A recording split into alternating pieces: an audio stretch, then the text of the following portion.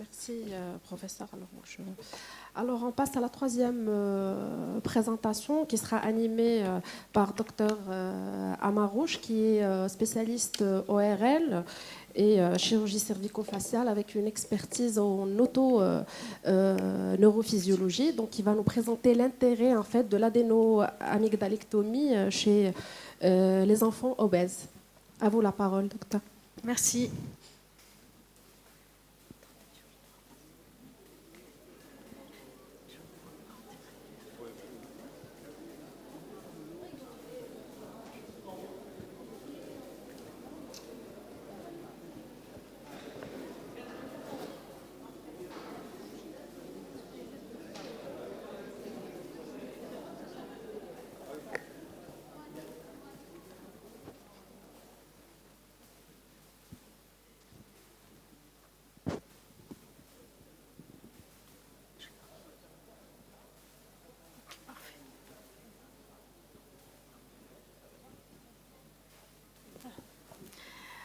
Bonjour, je vous remercie pour l'invitation et je tiens à remercier essentiellement Dr Ibrahimi de me convier à ces journées méditerranéennes du sommeil et surtout l'interaction multidisciplinaire dans le sommeil, ce qui enrichit la pratique journalière.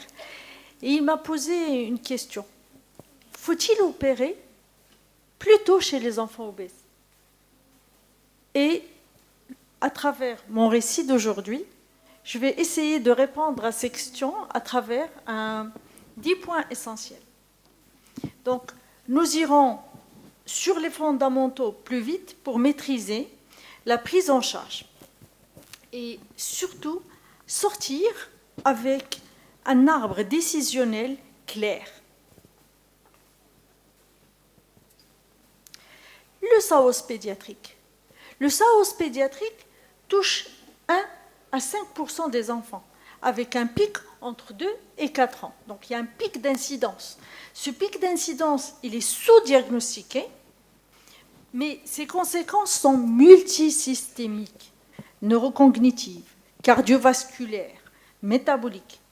Mais si l'amygdalectomie et l'adénoïdectomie guérit 75 à 85% des enfants normaux, c'est pas du tout chez l'enfant obèse.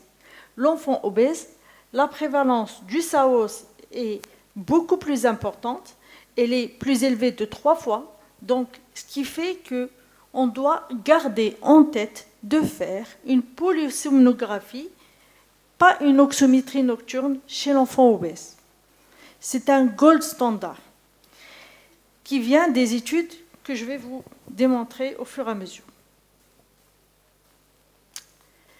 Donc, sur le plan physiopathologique, on part sur une cascade linéaire d'un rétrécissement au niveau de la filière nasopharyngée qui va entraîner une collapsibilité des voies aériennes, une augmentation de l'effort inspiratoire, une hypoxémie avec une hypercapnie intermittente, des micro-éveils répétés et une fragmentation de sommeil.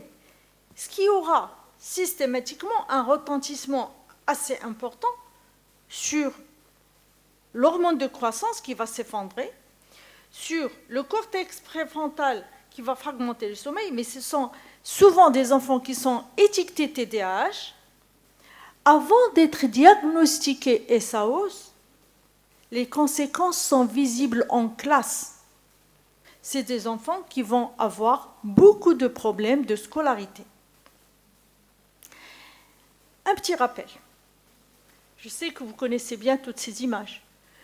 La classification de Brodsky, ces classifications nous permettent de dire ça c'est une forme à opérer, ça c'est une forme à ne pas opérer.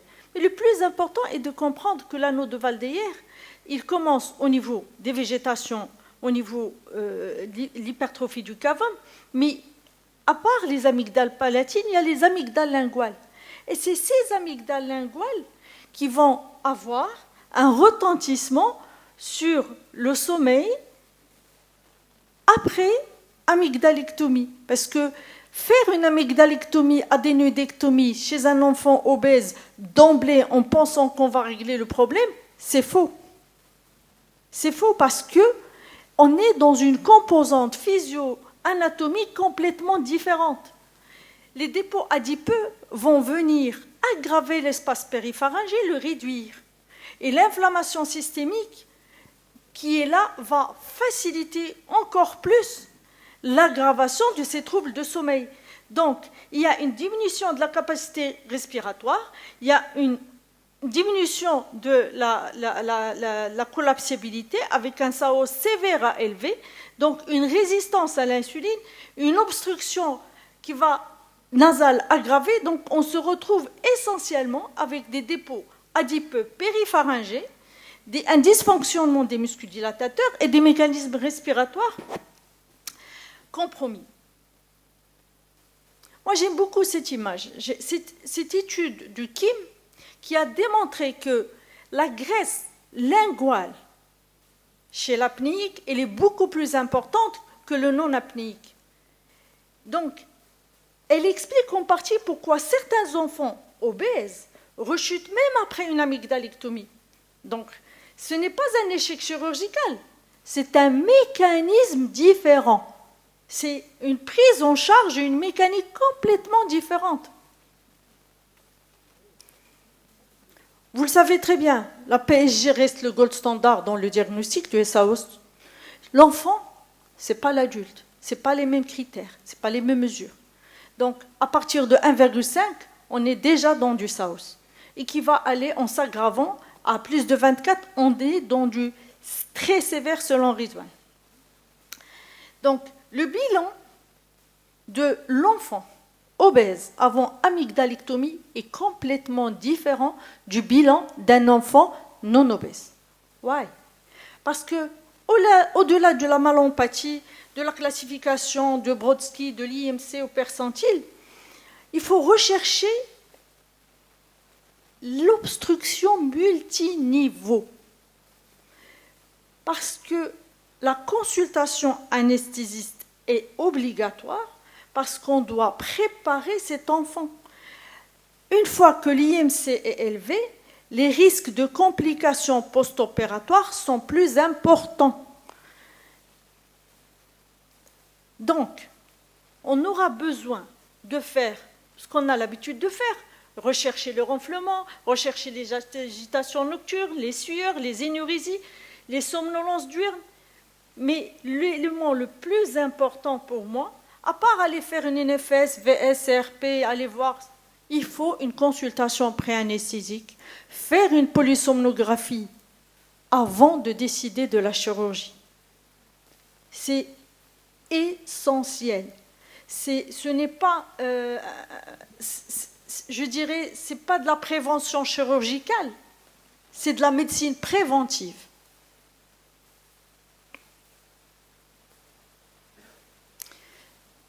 Sur le plan adéno-amygdalectomie, les techniques. Bon, on a un SAOS qui est confirmé, une PSG avec un index d'apnée-hypopnée supérieur à 1,5. Bon, on a tout le terrain pour aller faire une amygdalectomie normale. Mais est-ce qu'on va faire une amygdalectomie totale, une tonsillotomie partielle, une adénoïdectomie seule, ou faire l'amygdalectomie totale d'emblée? Il y a des critères qui vont nous permettre d'aller choisir beaucoup plus cette technique ou l'autre, même si la méthode de référence, selon l'étude chat qu'on va présenter juste après, c'est d'aller faire une amygdalectomie, adénoïdectomie totale d'emblée. Et là, je rentre dans le vif du sujet, parce que cette étude, l'étude chat et l'étude pivot, que j'aimerais, on insiste un peu sur cette étude. Elle a fait une analyse de 464 enfants de l'âge de 5 à 9 ans. Ils ont choisi d'opérer ou de surveiller. Donc, la polysomnographie et la surveillance de ces jeunes,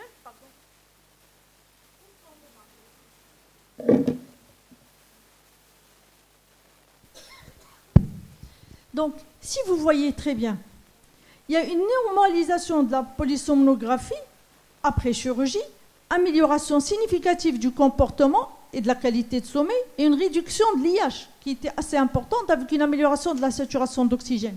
Je peux avoir un pointeur. Mais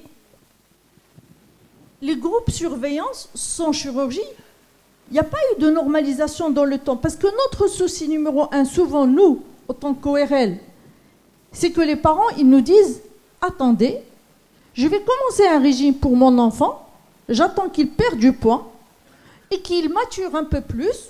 Après, je vais voir s'il faut vraiment opérer ou pas. » Parce qu'on tombe dans ce piège à chaque fois. Est-ce qu'on opère d'emblée?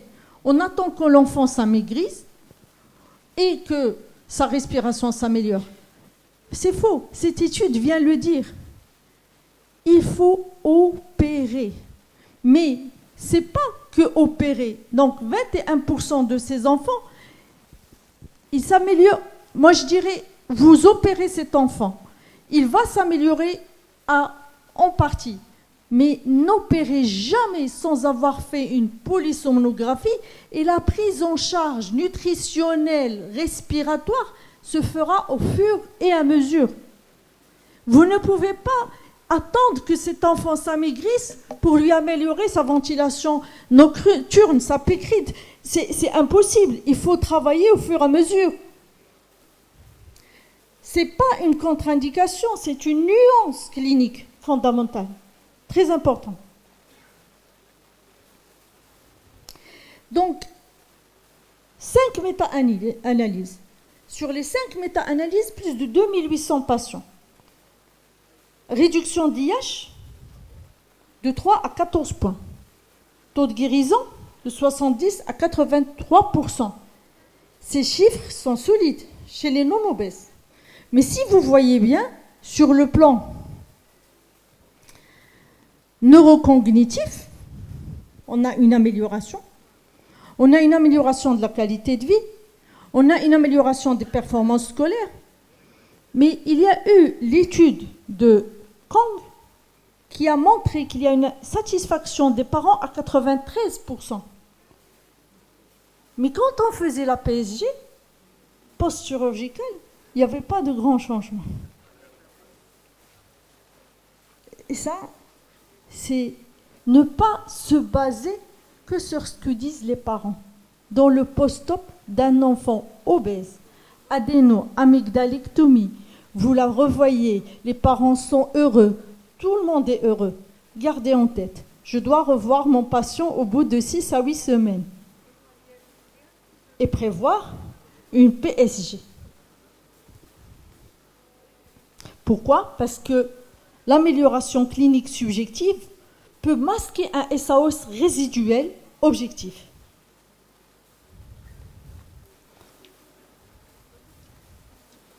Donc, sur le plan impact cardiovasculaire, architecture du sommeil après l'amygdalectomie. Donc, vous voyez très bien l'amélioration du sommeil REM, l'amélioration de l'index d'éveil et, bien sûr, un sommeil profond. Donc, tout s'améliore.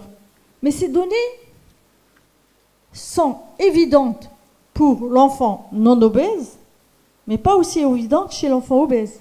Parce qu'ici, on voit bien, sur notre comparaison, tous les enfants qui ont une hypertrophie amygdalienne, végétation qui est désaturée, vont s'améliorer progressivement et plus rapidement. Mais tous les enfants qui ont une obésité, parfois même des amygdales de petite taille, mais c'est parce que c'est des atteintes multiniveaux et la graisse vient comprimer l'espace pharyngé et parapharyngé. C'est ce qui est très important à comprendre. Et la pécrite va rester élevée. Donc, il y a souvent des SAO centrales associées. Et la neurologue peut me contredire. Mais les facteurs défavorables sur l'obésité, c'est tous les autres éléments, les malformations de mâchoire, les trisomiques, les anomalies crânio-faciales. Donc, gardez en tête, ce n'est pas parce qu'on a fait une amygdalectomie, adénoïdectomie totale que cet enfant va rentrer chez lui. Pourquoi? Parce que le SAOS résiduel est de 2 fois à 4 fois plus élevé chez l'enfant obèse. Et surtout quand on démarre d'emblée avec une polysomnographie, avec un index apnée-hypopnée de plus de 24.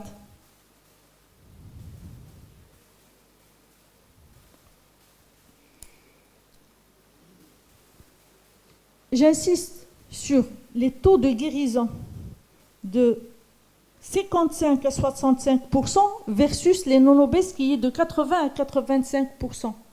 Et sur l'index d'apnée-hypopnée résiduelle. C'est très important parce que c'est ce qui va dicter la suite. C'est ce qui va dicter la poursuite du traitement. L'obésité ne contre-indique pas la chirurgie. Elle en redéfinit l'objectif. On n'opère plus pour guérir définitivement. Auparavant, l'enfant rentrait, amygdale, végète, au revoir, et bon, non. On opère pour guérir dans un ensemble de stratégiques, dans un ensemble d'intervenants, nutritionnistes, endocrinos, pneumo, appareillage. Donc c'est une prise en charge globale, multidisciplinaire. Maintenant, les risques. Les risques périopératoires liés à l'obésité, ils ont été bien étudiés par la Mayo Clinic sur 100 enfants obèses. Donc, les données de la Texas Children's sont sans ambiguïté. 15% des complications respiratoires périopératoires chez l'obèse sévère entraînent des désaturations fréquentes sous 3 ans au-delà d'un IH de 10. Ça veut dire que vous avez un enfant qui a un IH de plus de 10, prévoyez une hospitalisation nocturne, post-amygdalectomie.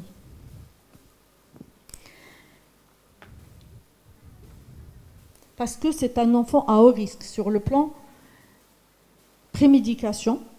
C'est pourquoi il faut éviter les opioïdes chez les enfants obèses avec un SOS sévère. Donc, la reconsidération sur le plan hospitalisation.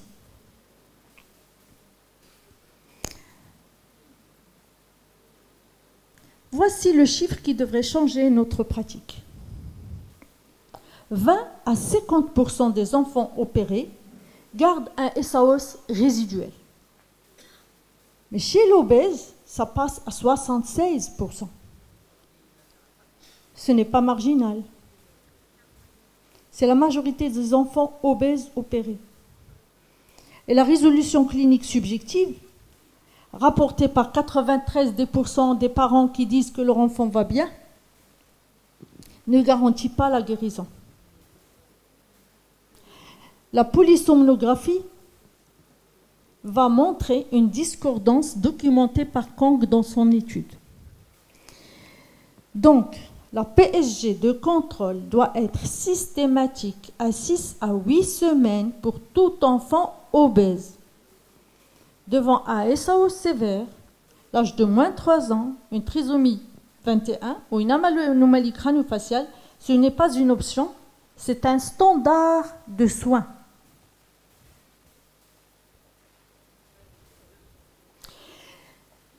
Maintenant, la prise en charge du SAOS persistant post-amygdalectomie. Quand le SAOS persiste, on a la nasofibroscopie sous sommeil induit, la DISE. Elle est recommandée par les hautes autorités scientifiques avant toute chirurgie complémentaire. Ça veut dire qu'on va aller réopérer pour aller voir s'il y a des amygdales linguales qu'on n'a pas touchées. On va voir s'il y a un palais mou, s'il y a une base de langue. Donc, avant d'aller opérer à l'aveugle, la nasofibroscopie sous sommeil induit, première, après on décidera si on doit réopérer ou pas. J'insisterai sur, en première ligne, c'est la PPC. Il faut la maintenir. Passer aux autres définitions en fonction de l'âge, en fonction des besoins. Essentiellement, si on a une apnée résiduelle persistante qui est assez élevée, on peut passer à la kiné linguale, faire une avancée mandibulaire, toutes les thérapeutiques sont là. Mais avant de prendre aucune décision, faire une nasofibroscopie sous sommeil induit avant de passer au reste. Maintenant, cet algorithme, il intègre l'ensemble de ces paramètres. Et son message central, l'amygdalectomie n'est pas un traitement curatif de l'obésité ni du SAO, c'est une étape essentielle d'une approche globale et multidisciplinaire. Ce n'est pas de la prudence, c'est de la rigueur scientifique. Parce que souvent, malheureusement, les parents, quand ils ramènent leur enfant pour une amygdalectomie, adénodectomie, pour lui, il va lui retirer la PPC, et on arrête tout, il va être opéré, rentre chez lui, et le problème est fini. Non, c'est une procédure, c'est une étape du traitement.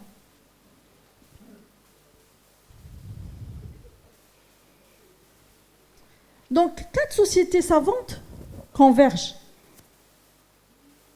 sur la perte de poids obligatoire.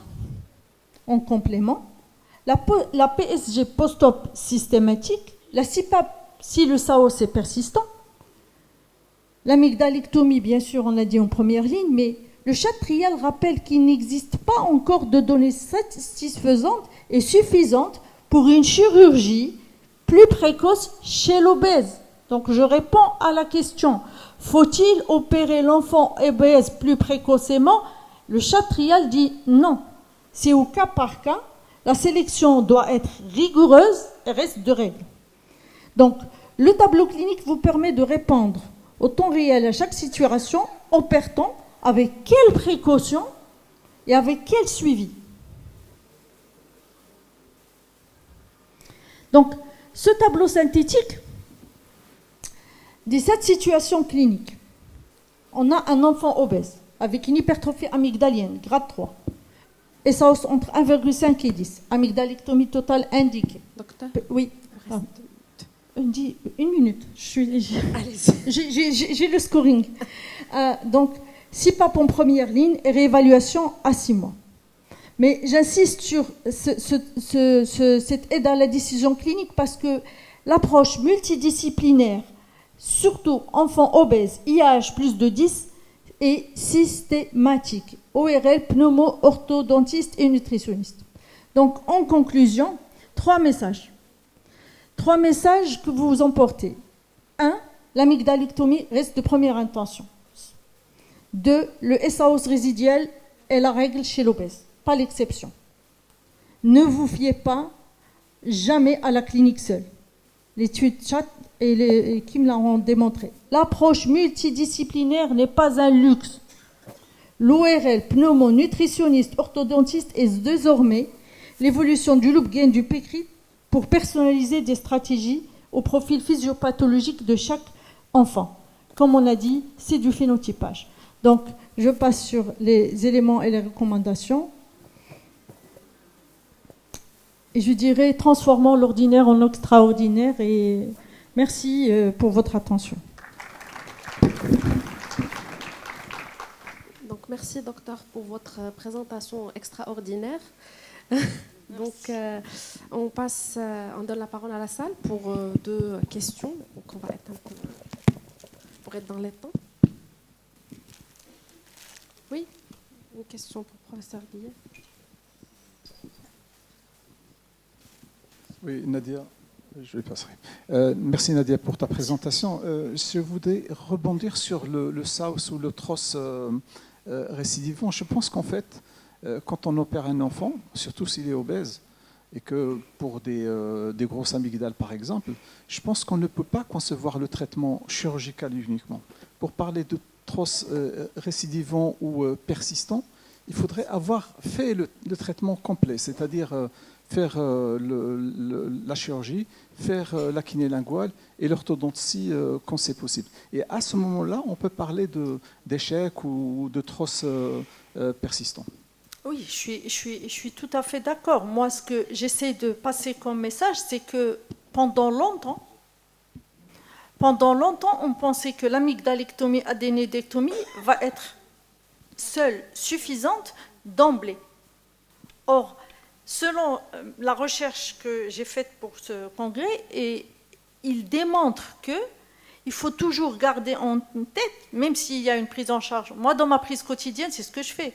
Il y a le travail de la kiné linguale, le travail de la PPC, le travail... Donc, il y a un ensemble de choses.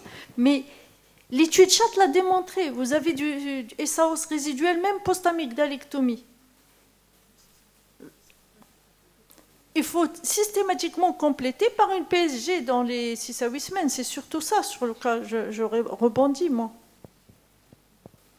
Peut-être que j'ai mal compris ta question.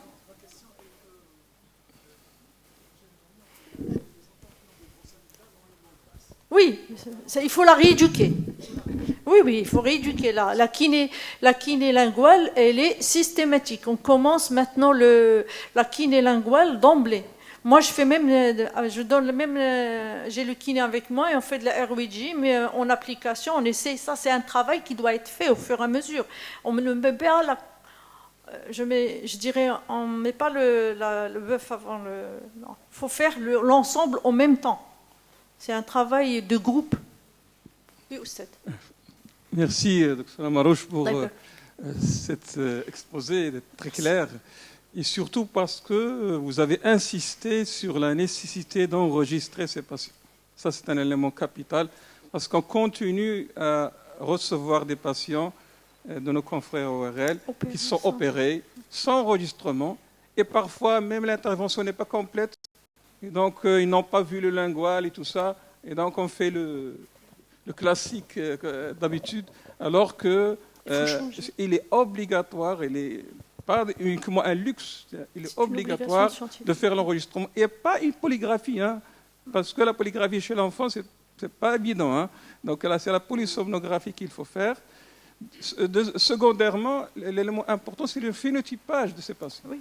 Parce que nous, on reçoit les malades, les anomalies crânio-faciales, et donc ces patients-là, ils ont un autre profil.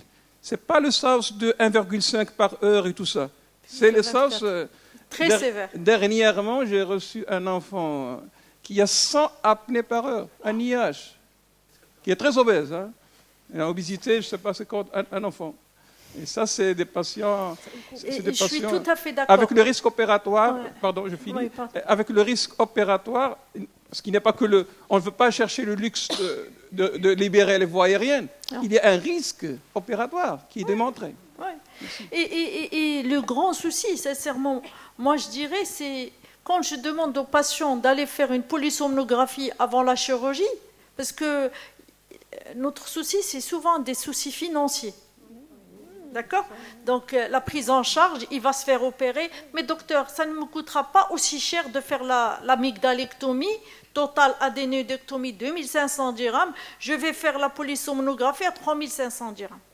Donc, à 1000 dirhams de différence, je préfère faire l'amygdalectomie. Je leur dis, je ne veux pas et je ne peux pas. C'est un droit scientifique. Vous avez le droit, vous pouvez me poursuivre en justice si je ne vous fais pas la PSG avant. Donc, notre souci, c'est souvent des problèmes pécuniaires. Mais de là, si on est dans ce congrès, c'est pour qu'on améliore nos pratiques journalières et qu'on avance tous ensemble pour l'amélioration de la qualité de vie de nos patients. Si on est là, c'est pour ça. Merci beaucoup de votre intervention, c'était clair et multicolore surtout. Donc, pour dire que vous avez mis le point, et je vous remercie, sur la chirurgie, hospitalisation et pas ambulatoire chez l'apnéique avec amygdalectomie, parce que c'est en fin de compte chez nous, les pneumologues, qu'on va recueillir ces patients-là, parce qu'ils font des pneumopathies par la suite. Et à votre connaissance, les chirurgiens actuels, les ORL en France, il faut qu'il y ait des anesthésistes formés en anesthésie pédiatrique pour pouvoir endormir les enfants. Ça, je vous remercie de ce point. Merci. Vous savez, moi, dans ma pratique, je suis à Casa. Je n'opère pas un enfant si je ne suis pas dans une clinique pédiatrique. Ça, je l'ai fait d'emblée parce que j'ai vu des complications.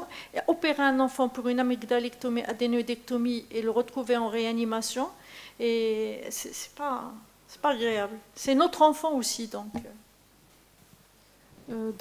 merci. Merci beaucoup pour votre attention. Merci. Merci.